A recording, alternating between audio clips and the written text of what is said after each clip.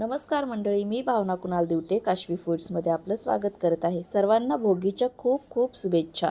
आज आपण चटपटीत आणि चमचमीत झटपट होणारी अगदी सोप्या पद्धतीने भोगीची भाजी करणार आहोत। आम्ही याला शेंगसोला देखील म्हणतो।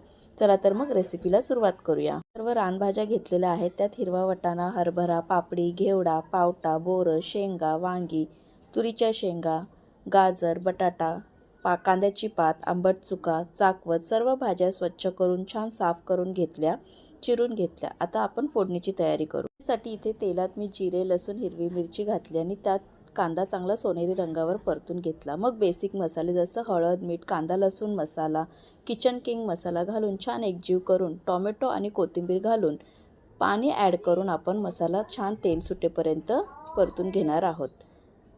त्यात आता आपण सर्व भाज्या घालणार आहोत आणि छान एकजीव करून त्यात आपण भाज्या शिजतील इतपत पाणी घालून मंद आचेवरती शिजवून घेणार आहोत।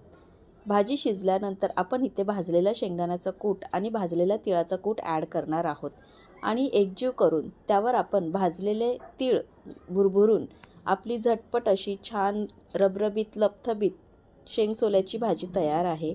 तुमच्याकडे कुठल्या पद्धतीने ही भाजी बनवतात मला कमेंट करून नक्की सांगा आणि माझी रेसिपी कशी वाटली हे देखील तुम्ही सांगा। तीळ लावून बाजरीच्या भाकरीबरोबर शेंगसोला खूप छान लागतो। तुम्ही कसा केलात मला कमेंट करून नक्की सांगा। नवीन असाल चॅनलवर तर सबस्क्राईब करायला विसरू नका। भेटू पुन्हा एकदा नवीन रेसिपी।